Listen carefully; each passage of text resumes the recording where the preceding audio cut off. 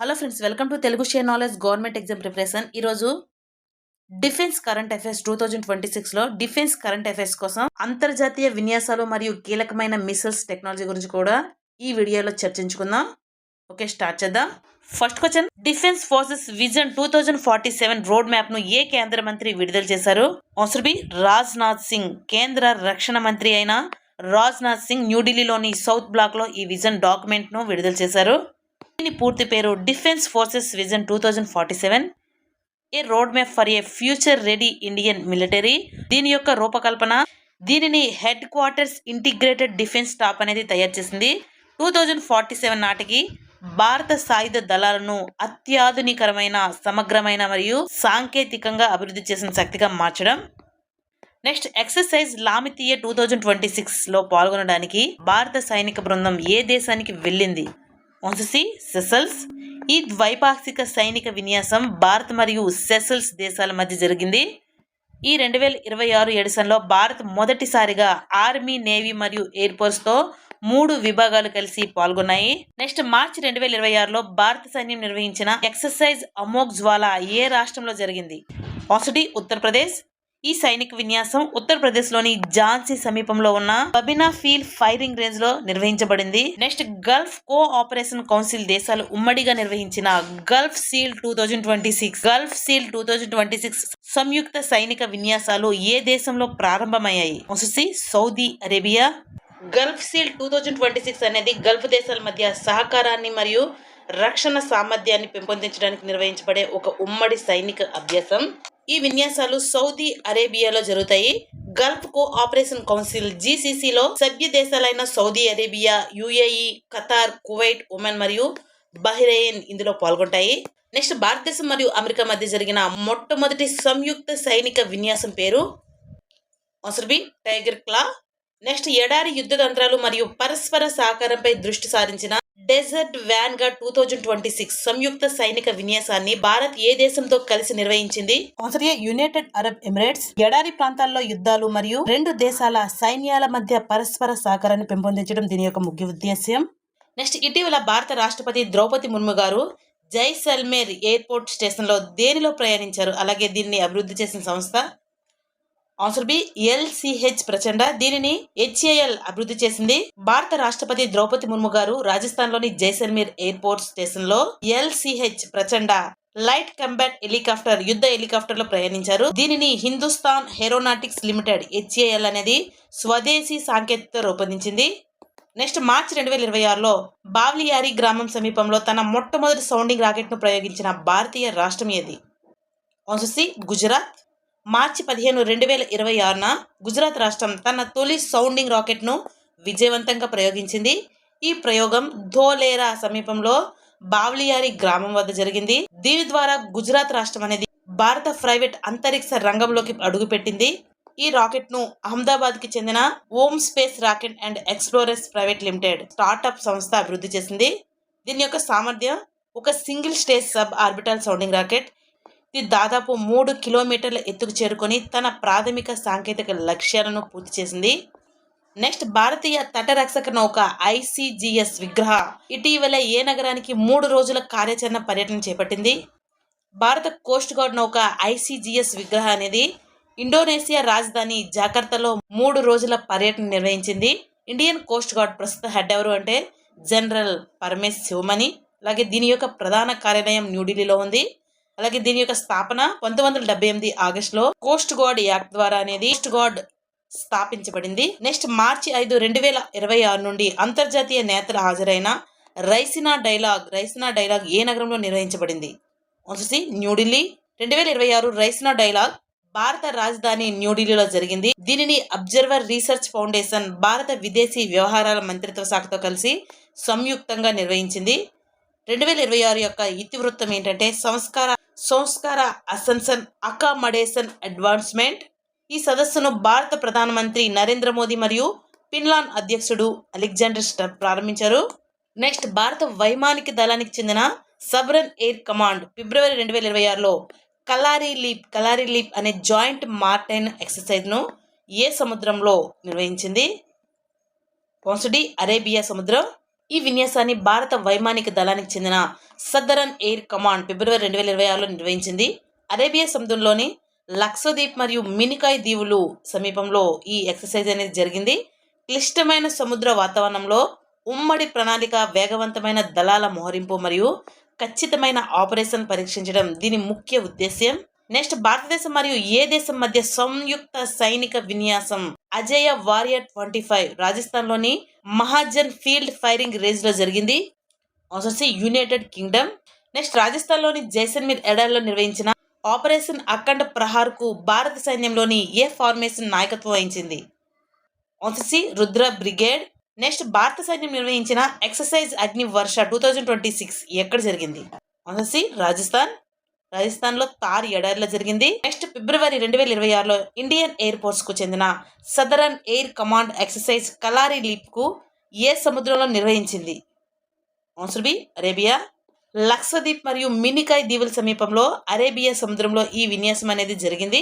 ఇందులో ఐఏఎఫ్ తో పాటు ఇండియన్ కోస్ట్ గార్డ్ మరియు స్పెషల్ ఫోర్సెస్ కూడా పాల్గొన్నాయి. నెక్స్ట్, మార్చి 15, 2026న గుజరాత్ తన మొట్టమొదటి సౌండింగ్ రాకెట్ను ఏ ప్రాంతం నుంచి విజయవంతంగా ప్రయోగించింది? ఆన్సర్ బి ధోలేరా, బావ్లియార్ గ్రామం. నెక్స్ట్, డిగో గార్సియా సమీపంలో జరిగిన ఇటీవల సైనిక ఘర్షణల నేపథ్యంలో ఇరాన్ ఏ రకమైన ఆయుధాలను ఉపయోగించినట్లు నివేదించబడింది? Answer A ballistics missile. Diego గార్సియాకు లక్ష్యంగా చేసుకుని ఇరాన్ 2 ఇంటర్మీడియట్ రేంజ్ బాలిస్టిక్స్ మిసైల్ను ప్రయోగించింది. డిగో గార్సియా అనేది హిందూ మహాసముద్రంలో ఉన్న అమెరికా మరియు బ్రిటన్ ఉమ్మడి సైనిక స్థావరం. నెక్స్ట్, హిందూ మహాసముద్రంలోని డిగోయా గార్సియా సైనిక స్థావరాన్ని లక్ష్యంగా చేసుకొని ఇరాన్ ఏ రకమైన ఆయుధాలను ప్రయోగించింది? Answer C intermediate range ballistics missiles. Next, November 2025లో భారత సైన్యం ఎక్సర్సైజ్ బ్రహ్మశిరను ఎక్కడ నిర్వహించింది? ఆన్సర్ బి గుజరాత్లోని రాన్ ఆఫ్ కచ్ మరియు క్రీక్ సెక్టార్లో హై సర్వీసెస్ ఎక్సర్సైజ్ త్రిశూల్ నిర్వహించబడింది. ఇందులో సైన్యం, నౌకాదళం, వైమానిక దళం, కోస్ట్ గార్డ్, బిఎస్ఎఫ్ మరియు సివిల్ అడ్మినిస్ట్రేషన్స్ పాల్గొన్నాయి. నెక్స్ట్, భారత నౌకాదళం యొక్క సముద్ర భద్రతను బలోపేతం చేయడానికి రక్షణ మంత్రిత్వ శాఖ 5,083 కోట్లతో ఏ మిసైల్ సిస్టమ్ను కొనుగోలు కోసం ఒప్పందం కుదుర్చుకుంది? Answer C still missile. Still missile అనేది ఓడల నుంచి ప్రయోగించే, ఉపరితలం నుండి గగనతలానికి ప్రయోగించే క్షిపణి వ్యవస్థ. నెక్స్ట్, శ్రీలంక సమీపంలో అమెరికా సబ్మెరైన్ ద్వారా టార్బిడో చేయబడినట్లు వార్తల్లో నిలిచిన ఇరాన్ యుద్ధ నౌక ఏది? Answer C IRIS Dena. ఈ యుద్ధ నౌక విశాఖపట్నం సమీపంలో జరిగిన మిలాన్ 2026 మరియు ఇంటర్నేషనల్ ఫ్లీట్ రివ్యూలో పాల్గొని తిరిగి వెళ్తుండగా ఈ ఘటన అనేది చోటు చేసుకుంది.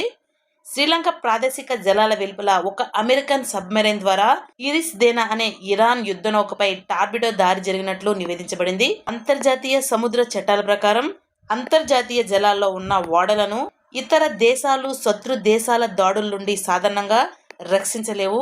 ఈ సంఘటన హిందూ మహాసముద్రంలో నావికా దళాల భద్రతపై భారతదేశంలో పెద్ద చర్చకు దారితీసింది. నెక్స్ట్, భారతదేశం ఇటీవల తజికిస్తాన్లోని ఏ ఎయిర్ బేస్ నుంచి తన సైన్యాన్ని ఉపసంహరించుకుంది? Answer B Ayni air base.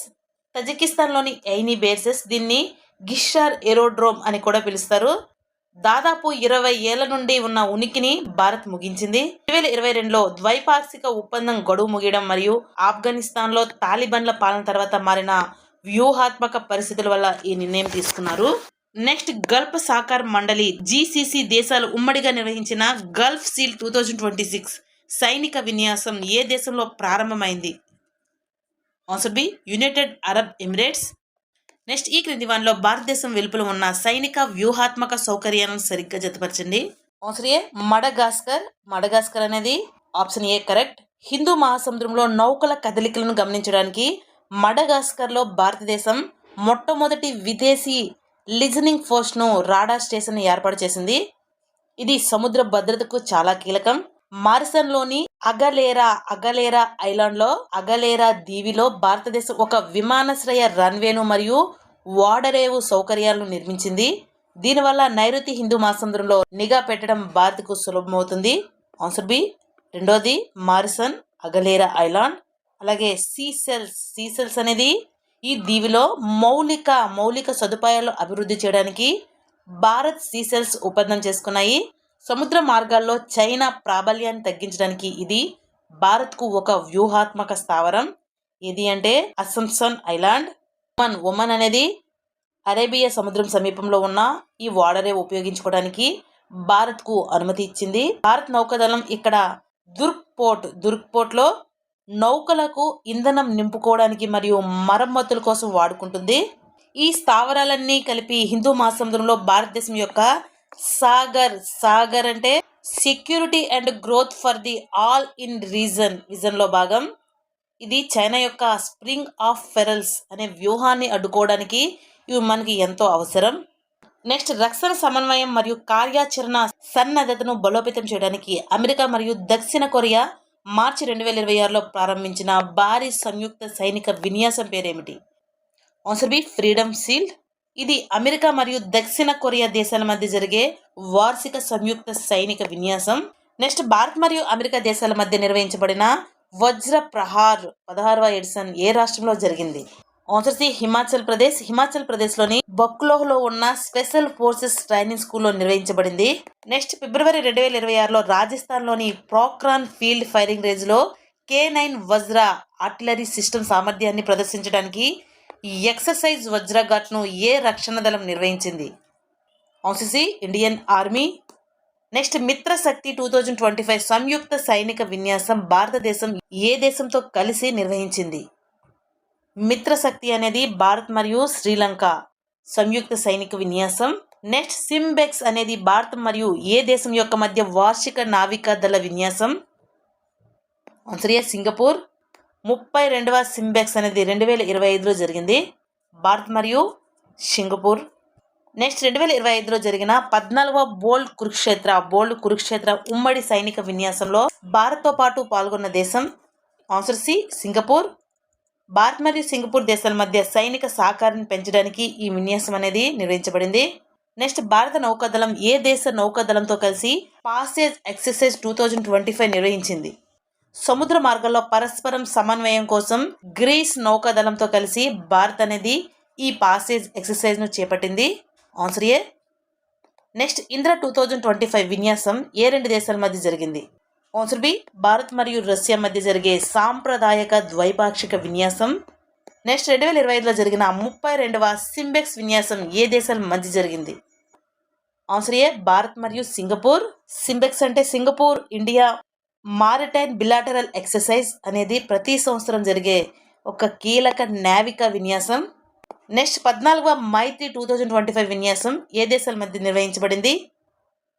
Answer B Bharat మరియు థాయిలాండ్. భారత్ మరియు థాయిలాండ్ మధ్య దేశాల మధ్య రక్షణ బంధాన్ని బలపరచడానికి మైత్రి విన్యాసాలు అనేవి నిర్వహిస్తారు. నెక్స్ట్, జైమెక్స్ 2025 అనేది ఏ రెండు దేశాల మధ్య జరిగిన నావికా విన్యాసం? ఆన్సర్ బి జపాన్ మరియు ఇండియా మారిటైమ్ ఎక్సర్సైజ్ అనేది సముద్ర భద్రతపై నిర్వహించిన ఒక నావికా విన్యాసం. నెక్స్ట్, ఫ్రీడమ్ ఎడ్జ్ 2025 విన్యాసంలో పాల్గొన్న దేశాలు కూటమి ఏది? ఆన్సర్ సి దక్షిణ కొరియా, అమెరికా మరియు జపాన్.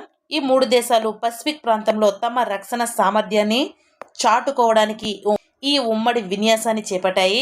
నెక్స్ట్, బాల్టాప్స్ 2025 విన్యాసాన్ని ఏ కూటమి నిర్వహించింది? Answer B NATO. ఇది ఒక అంతర్జాతీయ సైనిక వ్యాయామం. దీని పూర్తి పేరు బాల్టిక్ ఆపరేషన్స్ అంటారు. ఇది బాల్టిక్ సముద్రంలో జరుగుతుంది. ఎవరు నిర్వహిస్తారు అంటే దీన్ని అమెరికా నేతృత్వంలో నాటో దళాలు ప్రతి సంవత్సరం నిర్వహిస్తాయి. సముద్ర మార్గాల్లో భద్రతను పెంచడం, వివిధ దేశాల నౌకాదళాల మధ్య సమన్వయాన్ని మెరుగుపరచడం దీని యొక్క ప్రధాన లక్ష్యం. నెక్స్ట్, మిత్రశక్తి 2025 విన్యాసాన్ని భారత్ ఏ పొరుగు దేశంతో కలిసి నిర్వహించింది? Answer C Sri Lanka. భారత్ మరియు శ్రీలంక మధ్య సైనిక సహకారం కోసం మిత్రశక్తి విన్యాసాలు జరుగుతాయి. నెక్స్ట్, 2025లో జరిగిన సముద్ర శక్తి 5వ ఎడిషన్ నౌకాదళ విన్యాసం ఏ రెండు దేశాల మధ్య నిర్వహించబడింది? ఆన్సర్ బి భారత్ మరియు ఇండోనేషియా. నెక్స్ట్, శక్తి 2025 అనే ఉమ్మడి సైనిక విన్యాసాన్ని భారత్ ఏ దేశంతో కలిసి నిర్వహించింది? ఆన్సర్ ఏ ఫ్రాన్స్. నెక్స్ట్, భారతదేశం మరియు ఈజిప్ట్ దేశాల మధ్య జరిగిన ప్రత్యేక బలగాల విన్యాసం పేరేమిటి? Answer C cyclone. నెక్స్ట్, భారత్తో పాటు కొమరోస్, కెన్యా, మడగాస్కర్ ఐకిమి విన్యాసం ఏ ప్రాంతంలో రక్షణ సహకారాన్ని సూచిస్తుంది? ఆన్సర్ బి హిందూ మహాసముద్రం. సీ డ్రాగన్ ఇది బహుళ దేశాల విన్యాసం. ఇందులో భారత్, జపాన్, ఆస్ట్రేలియా, దక్షిణ కొరియా మరియు అమెరికా దేశాలు పాల్గొంటాయి. దీని యొక్క ముఖ్య ఉద్దేశం ఏంటంటే ఇది ప్రధానంగా యాంటీ సబ్మెరైన్ వార్ఫేర్ పై దృష్టి పెడుతుంది. అంటే సముద్ర గర్భంలో దాగి ఉండే శత్రు దేశాల జలాంతర మార్గాలను ఎలా ఎదుర్కోవాలో ఇందులో శిక్షణ పొందుతారు. ఇది పసిఫిక్ మహాసముద్ర ప్రాంతంలో భద్రత కోసం ఇది చాలా కీలకం. అలాగే సమన్వయ శక్తి, ఇది భారత్ మరియు సింగపూర్ దేశాల మధ్య జరిగే విన్యాసం. ఈ రెండు దేశాల సైన్యాల మధ్య సమన్వయాన్ని పెంచడం మరియు విపత్తుల సమయంలో ఒకరినొకరు ఎలా సాయం చేసుకోవాలి, ఆధునిక యుద్ధ తంత్రాన్ని ఎలా పంచుకోవాలనేది దీని యొక్క లక్ష్యం. అలాగే డెజర్ట్ ఫ్లాగ్ 10 ఒక భారీ బహుళ పక్ష విన్యాసం. ఇందులో Bharat, UAE, USA, UK, France, Germany, Saudi Arabia మొదలైన దేశాలు బహుళ పక్షనే పాల్గొనే పక్ష విన్యాసం. ఇది ఒక వైమానిక దళ విన్యాసం. సాధారణంగా ఇది యుఏఈలో ఆల్ దఫ్రా ఎయిర్ బేస్. వివిధ దేశాల ఫైటర్ జెట్స్ కలిసి గగన తలంలో తమ శక్తిని చాటుతాయి. ఇలాంటి విన్యాసాల వల్ల ఇతర దేశాలతో మనకు రక్షణ సంబంధాలు అనేవి బలపడతాయి. నెక్స్ట్ ఎక్సర్సైజ్ రాహత్ అనే విన్యాసాన్ని భారత సైన్యం ఎవరితో కలిసి నిర్వహించింది? ఆన్సర్ ఏ ఎన్డీఆర్ఎఫ్ మరియు స్వచ్ఛంద సంస్థలు, ఎన్జిఓస్ లాంటివి. నెక్స్ట్ బహుళ దేశాలు పాల్గొన్న డెజర్ట్ ఫ్లాగ్ 10 విన్యాసం ఏ దేశం నేతృత్వంలో జరిగింది? Answer C United Arab Emirates. ఇది ఒక వార్షిక బహుళ పక్ష వాయుసేన విన్యాసం. ఇందులో భారత్, అమెరికా, బ్రిటన్, ఫ్రాన్స్ వంటి అనేక దేశాలు అనేవి పాల్గొంటాయి. నెక్స్ట్ ఇటీవల భారత్ మరియు అమెరికా మధ్య జరిగిన ఉమ్మడి కాంబాట్ ట్రైనింగ్ ఎక్సర్సైజ్ ముఖ్య ఉద్దేశం ఏమిటి? ఆన్సర్ బి సైనిక పోరాట నైపుణ్యాల శిక్షణ. నెక్స్ట్ ఎక్సర్సైజ్ డస్ట్లిక్ 6 ఏ రెండు దేశాల మధ్య నిర్వహించబడింది? ఆన్సర్ సి భారత్ మరియు ఉజ్బెకిస్తాన్. నెక్స్ట్ ఎక్సర్సైజ్ అగ్ని పరీక్ష అనేది ఏ రెండు దళాల మధ్య నిర్వహించబడిన సంయుక్త శిక్షణ విన్యాసం? ఏ రెండు దళాలు అంటే ఆన్సర్ బి ఇండియన్ ఆర్మీ మరియు ఐటీబీపీ. నెక్స్ట్ ప్రపంచంలోనే 5000 మీటర్ల ఎత్తులో ల్యాండింగ్ మరియు టేక్ ఆఫ్ చేయగల ఏకైక అటాక్ హెలికాప్టర్ ఏది? ఆన్సర్ సి ప్రచండ. నెక్స్ట్ యుద్ధ సమయ పరిస్థితులకు అనుగుణంగా వైమానిక సామర్థ్యాన్ని ప్రదర్శించే ఎక్సర్సైజ్ వాయుశక్తి 26 ఏ సాయుధ దళం చేపట్టింది? ఆన్సర్ సి భారత వైమానిక దళం. నెక్స్ట్ వార్తల్లో తరచుగా వినిపించే షాహెద్ డ్రోన్లను ఏ దేశం అభివృద్ధి చేసింది? Answer D Iran. షాహెద్ డ్రోన్లు అనేవి ఇరాన్ దేశానికి చెందిన మానవరహిత వాయు వాహనాలు. Next Tomahawk cruise missile ఏ దేశానికి చెందిన క్షిపణి వ్యవస్థ? టామ్ హాక్ అనేది అమెరికా తయారు చేసిన దీర్ఘ శ్రేణి క్షిపణి వ్యవస్థ. Answer D. నెక్స్ట్ 2026 మార్చి 3న ఇరాన్ ప్రయోగించిన బాలిస్టిక్ క్షిపణులను ఏ దేశం అడ్డుకుంది? Answer B Israel.